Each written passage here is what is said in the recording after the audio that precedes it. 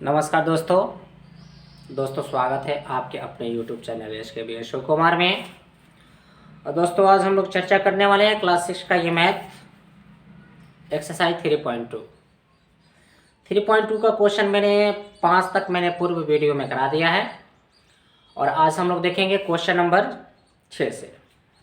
Question को मैंने note कर दिया है बोर्ड पे, देख लीजिए इधर। 6 नंबर क्वेश्चन में दिया हुआ है कि 8, 24 और 32 का अभाज्य गुणनखंड ज्ञात करें। 8 का, 24 का और 32 का अभाज्य गुणनखंड हमें ज्ञात करना है।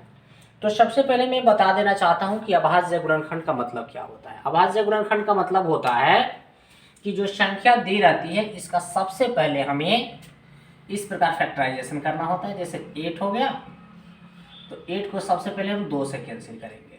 2 चौके 8 होगा, 2 दूना 4 और 2 एकम 2।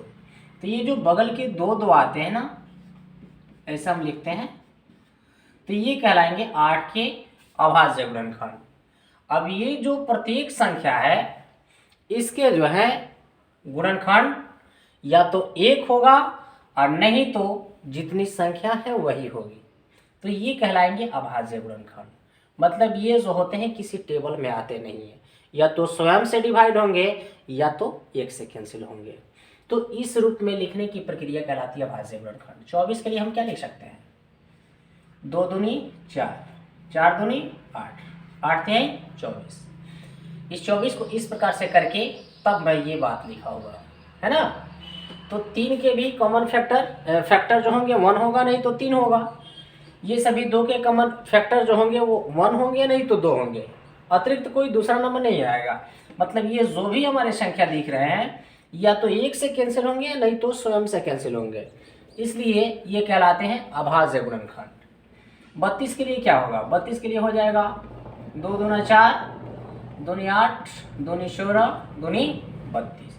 ये सभी कहलाएंगे 32 के अभाज्य गुणनखंड। ठीक है, तो इस प्रकार से किसी संख्या का अभाज्य गुणनखंड हम इस रूप में लिख सकते हैं। इस प्रकार पहले फैक्टर करने के बावजूद ही ये सभी संख्याएं प्राप्त होती है, ख्याल रखिएगा। इसी प्रकार से 7वां क्वेश्चन कह रहा है कि सार्वगुणनखंड बताएं। 7वां नंबर क्वेश्चन में दिया है सार्वगुणनखंड। सार्वगुणनखंड का मतलब क्या होता है पहले देख लीजिए।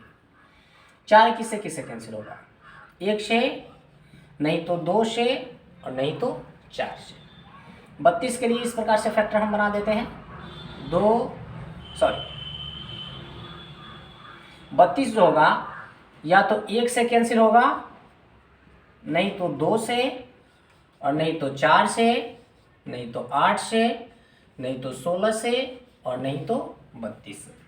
अब इन दोनों में देखिए 4 का जो हमने फैक्टर ये लिखा हुआ है 1, 2 और 4, फिर 32 का जो मैंने ये फैक्टर लिखा है इसमें 1 है, 2 है और 4 है। मतलब जो संख्या इसमें है और वही संख्या इसमें है तो वो कहलाएगी हमारी कॉमन फैक्टर। तो 1 इसमें भी है, 1 इसमें भी है, 2 इसमें भी है, 2 इसमें भी है, 4 इसमें भी है, 4 इसमें भी है। तो हमारा कॉमन फैक्टर क्या हो जाएगा 4 और 32 का? यहाँ पे मैं लिख देता हूँ 1, 2 दोनों में है ना, फिर इसके बाद में 4। तो ये होंगे हमारे आंसर। इसी प्रकार से 8, 32 और 42 तीसरा पार्ट है। हाँ ठीक, 8 के लिए हम क्या लिखेंगे? 8 किससे किससे कैंसिल होगा? 1 से कैंसिल होगा, नहीं तो 2 से कैंसिल होगा, 4 से और 8 से। 32 के लिए तो मैंने लिख ही दिया है यहाँ पर 1, 2, 4, 8, 16 और 32। ये 42 के लिए क्या हो जाएगा? 1 हो जाएगा, नहीं तो 2 होगा और नहीं तो 3 हो जाएगा। 3 से भी कैंसिल हो जाएगा, 14 3 42। इसके बाद 5 से 6 से होगा, 6 7 42, फिर 7 से होगा और इसके बाद में 14 से होगा, 14 3 42। इसके बाद 21 से होगा, 21 2 42 और नहीं तो लास्ट में फिर क्या होगा 42 से। अब देखिए इसमें भी 1 है, इसमें भी 2 है, मतलब तीनों में फैक्टर वो मिलना चाहिए। 4 इसमें भी है, 4 इसमें 4 नहीं है, 8 इसमें है, 8 इसमें नहीं है। तो इसमें हमारा 8, 32 और 42 के लिए हो जाएगा, यहाँ पर मैं लिख देता हूँ 1 हो जाएगा कॉमन फैक्टर, 2 हो जाएगा और तो कुछ नहीं दिख रहा है। 4 इसमें है, 4 इसमें, 4 इसमें नहीं है, 8 इसमें, 8 इसमें नहीं, बस तो 1 और 2 जो होंगे 32, नहीं 8, 32 और 42, इन तीनों का कॉमन फैक्टर होगा 1 और 2, ये आंसर होगा। सी नंबर कहता है 14, 56 और 28, इसका कॉमन फैक्टर हमें बताना है। तो 14, 56 और 28 इसी प्रकार से बनेगा, मैं बता देता हूँ इसको, जगह तो है नहीं, मैं इधर कर देता हूँ, इसको नोट कर लीजिए पहले। ये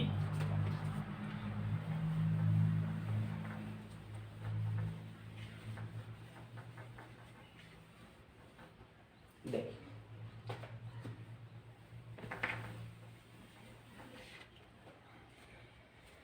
14, 28 और 56, पहले 56 है, उसके बाद 28, 14, 56, 28, ठीक। तो ये कैंसिल होगा 1 से, नहीं तो 2 से, 7 से, और नहीं तो 14 से। 56 कैंसिल होगा 1 से, 2 से, और 4 से, 14 चौका 56, 6, 7, 7, 8, 56, 7 से, 8 से, 8 से 56, और नहीं तो फिर 14 चौका 56, 28 दूनी 56, और नहीं तो 56 से। फिर 28 के लिए हो जाएगा फैक्टर 1, 2, 4, 7, और 7 चौके 28 हो जाएगा, 4 से 28, 7 चौके 28, इसके बाद में 7 के बाद में हो जाएगा ये 14 से, 14 दूना 28, और नहीं तो फिर 28। अब इन तीनों में क्या मिल रहा है वही कहलाएगा इसका कॉमन फैक्टर, है ना। तो हम देख रहे हैं इसमें 1 मिल रहा है, 2 इसमें मिल रहा है, तीनों में 7, 7 जी 7 मिल रहा है हमारा, और इसके बाद में 14, 14, 14, 14, यस 14 भी मिल रहा है इसमें, यहाँ देख लीजिए। तो हम लिख सकते हैं अतः शार्प गुणनखंड यानी कॉमन फैक्टर 1 हो जाएगा, 2 हो जाएगा, 7 हो जाएगा, और हमारा 14, ये हो जाएगा हमारा आंसर सी नंबर का, ठीक है, यस। अब कह रहे गुणज लिखिए, तो गुणज मतलब वही पहाड़ा होता है, 8 एकम 8, 8 दूनी 16, 8 3 24, 8 चौके 32, 8 45, 8 छक्का 48, इस तरीके से ये गुणज हो जाएंगे। 10 के लिए गुणज होगा 10 का 10, 10 दूनी 20, 10 33, 10 चौके 40, 10 पचे 50, 10 छक्का 60, इस तरीके से बहुत सारे गुणज हो सकते हैं। 9वीं नंबर क्वेश्चन दे रहा है कि निम्न का सार्व गुणज बताएं। सार्व गुणज मतलब जो दोनों में उसका टेबल शामिल हो। देखिए कैसे बनता है, थोड़ा सा इसको समझ लीजिए। 14 और 4 इसका सार्व गुणज कैसे करेंगे, तो सार्व गुणज के लिए सबसे आसान तरीका मैं बता रहा हूँ। 14 और 4 का तुरंत क्या करिए, यहाँ पर एलसीएम निकाल दीजिए। 14 और 4 के लिए हो जाएगा 2 सत्ते 14, 2 दूनी 4, और 2 सत्ते 14 दूनी 28, यानी 4 और 14 का एलसीएम 28 हो गया। अब देखिए इन दोनों का क्या होगा, जो दोनों में मैच कर रहा है। 4 का 4, 4 दूनी 8, 4 3 12, 4 चौके 16, 4 पचे 20। ख्याल रखना है कि 28, 4 और 14 का एलसीएम आया, इसको मैं हटा रहा हूँ। 4 छके 24, 4 सते 28, इस तरीके से होते जाएगा। अब देखिए 14 कम 14, 14 दूनी 28, 14 तिया 42, 14 चौका 56, इस तरीके से होगा। अब देखिए प्रारंभ में 28 इसमें मिल रहा है, और यहाँ पर भी 28 मिल रहा है, और 4 और 14 का मैंने एलसीएम सब निकाला था तो उसमें 28 आया था ना। तो 4 और 14 का जो सार्व गुणज जब हम लिखेंगे तो ये होगा यहाँ से शुरू, 28 से कम 28, 28 दूनी 56, 28 तिया 84, इस तरीके से होगा। समझ में आया। यानी सार्व जब गुणज कहेगा तो सबसे पहले जो दी गई संख्या रहती है उसका हम एलसीएम निकाल लेते हैं, और एलसीएम निकालने के बाद फिर उसका मल्टीपल करके लिखना हम शुरू कर देते हैं। जैसे 4 और 14 का मेरा एलसीएम आया था 28, तो 28 दूनी 56, 28 तिया 84, इस तरीके से हमारा सार्व गुणज निकल जाएगा। इसी प्रकार से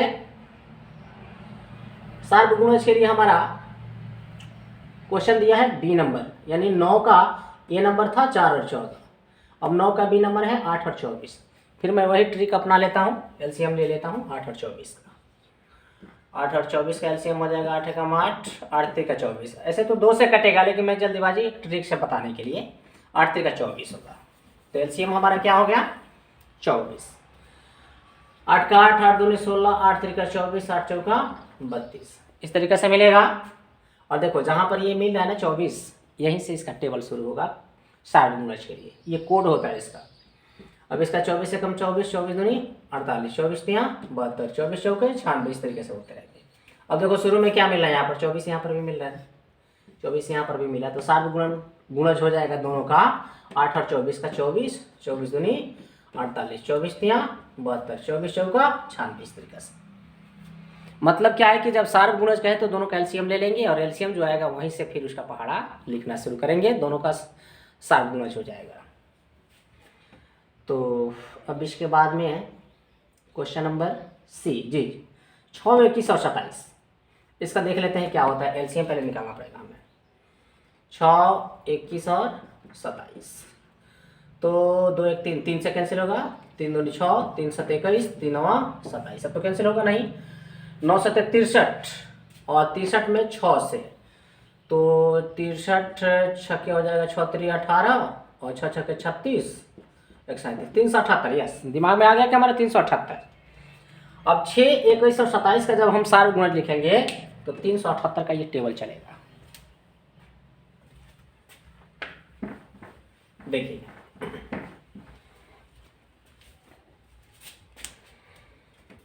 6 कम 6, 6 दूनी 12, 6 3 18, 6 चौके 24, 6 25 30, 6 छक्के 36, 6 7 42। अब देखिए 378 तक तो लिखेंगे तो काफ़ी हमारा समय इन्वेस्ट होगा, इसलिए 2 4 5 लिख करके छोड़ देंगे इसको, लेकिन दिमाग में रखेंगे कि 6 21 78 का हमारा जो एलसीएम आया था वो 378 आया था।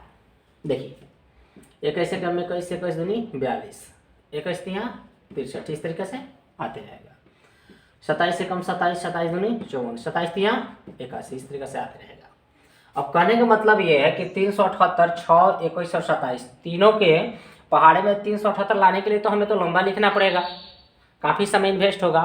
तो उस इन्वेस्ट से बचने के लिए हम लोग क्या करते हैं, सबसे पहले इसका एलसीएम निकाल लेंगे, और एलसीएम निकालने के बाद में जो एलसीएम आएगा ना वहीं से गुणा करके लिखना शुरू करेंगे, तो ये सबका क्या हो जाएगा, सार्वधातुक गुणज हो जाएगा। जैसे 6 21 27 का हमने एलसीएम निकाल के पहले ही जान लिया कि 378 होगा, तो इसका सार्वधातुक गुणज मतलब 6 21 और 27 तीनों का सार्वधातुक गुणज होगा।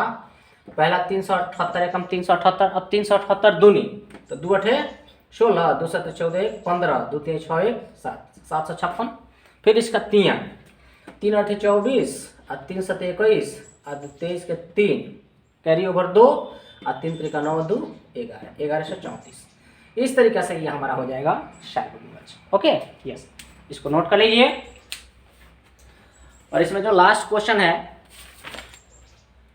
अभाज्य गुणनखंड, इसको भी मैं कंप्लीट कर देता हूँ, नोट कर लीजिए इसको जल्दी से ताकि ये एक्सरसाइज क्लियर हो जाए, है ना।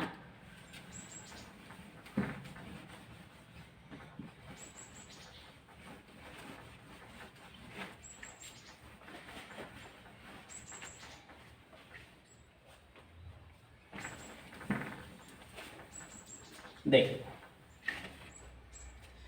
इसमें दिया है 10 नंबर क्वेश्चन, निम्नलिखित का अभाज्य गुणनखंड ज्ञात कीजिए। तो इसमें 1 2 3 क्वेश्चन दिया है, मैं बता देता हूँ कैसे। एक क्वेश्चन करा देते हैं फिर समझ में आ जाएगा आपको कैसे बनाना है।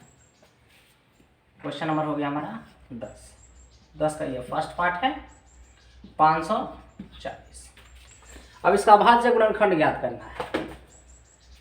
तो अभाज्य गुणनखंड के लिए सबसे पहले इसको हम 540 को ऐसे कैंसिल करते हैं, 2 से कैंसिल होगा, 27 दूनी 54 जीरो टैग हो जाएगा, फिर 0 2 से कैंसिल होगा, 2 एकम 2 35 दूनी 70, फिर 5 से कैंसिल होगा, 5 दूनी 10, 5 7 35, फिर 7 दूनी 3 से 1 मिनट 5 3 8 1 9, 3 से कैंसिल हो जाता है यार, 3 चौके 12, 3 5 15, फिर 3 से कैंसिल होगा, 15 तिया 45, फिर 3 से 3 5 15, 5 कम 5।